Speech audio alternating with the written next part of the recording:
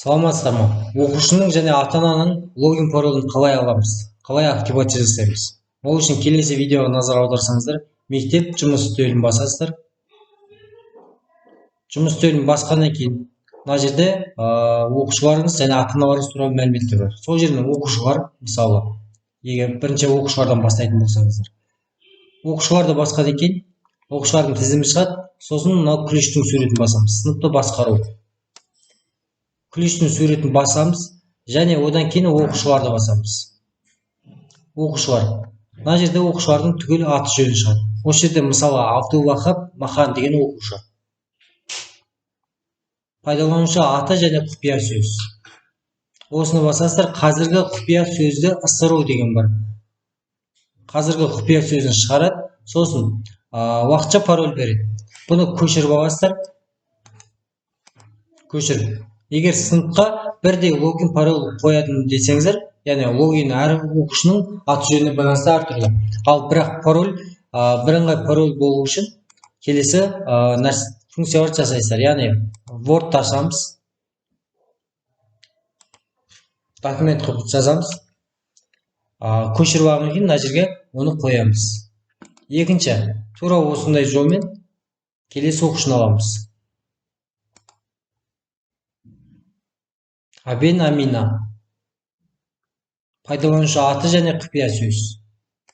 Құпия сөзді ысыру қазіргіні, сосын оны көшіріп аламыз.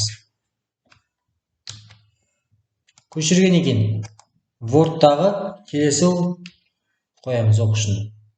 Абен Амина уақытша паролі 292-290. Одан кейін келесі оқушы. Тура осындай ретпен сыныпта 23 оқушы. Құдайбердиева Раяна. Соңғы оқушыны алайық.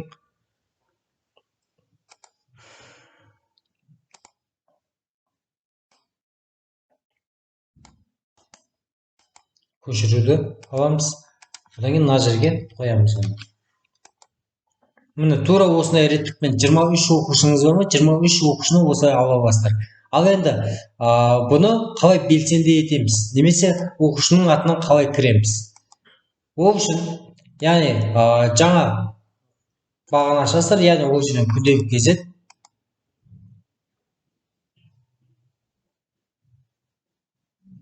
Оған дейін мына жерде оқушының логин паролін ашайық. Мысалы, Абдулвахап Махан деген оқушы. Логинін көшіріп аламыз.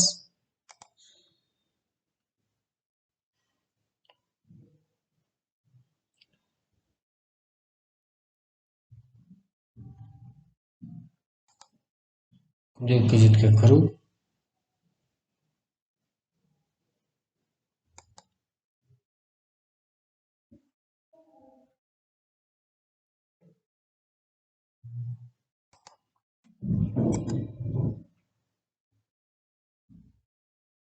Тура осындай ретпен ата-аналар кідіне аласыздар, яғни ата-аналар. Ата-аналарды басқа деген, мысалы, Молдан Жайран деген ата-ана ғана тұр. Қазірше бір ғана ата-ана. Негізі сыныпта 23 бала ма, 23 баланың да ата-анасы қосылу керек. Жаңа оқушының логинін қоямыз. Абдулвахап Махан деген оқушы. Одан кейін оның уақытша паролін аламыз.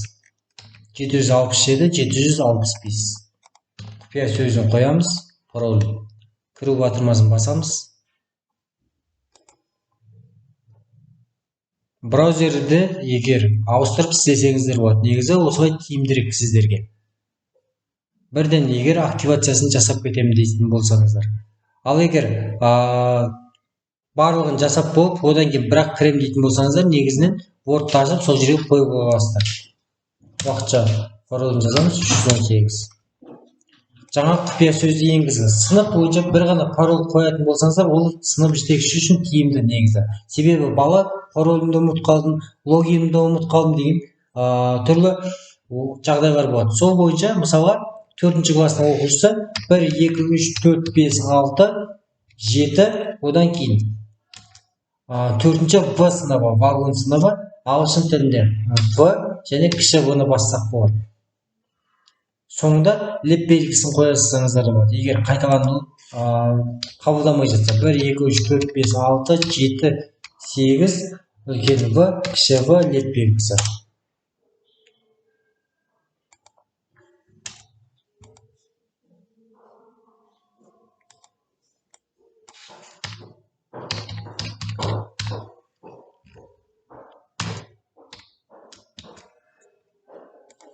Екеуі бірдей болу керек.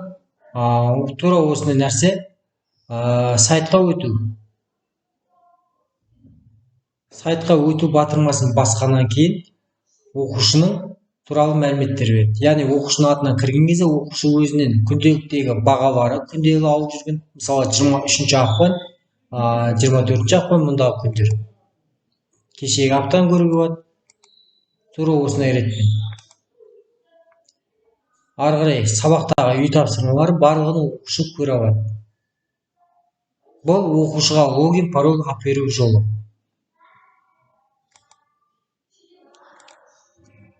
Видео ұнаса лайк басып, достарыңызбен бөлісе отырыңыздар. Және каналға ең бастысы каналға жазуды ұмытпаңыздар.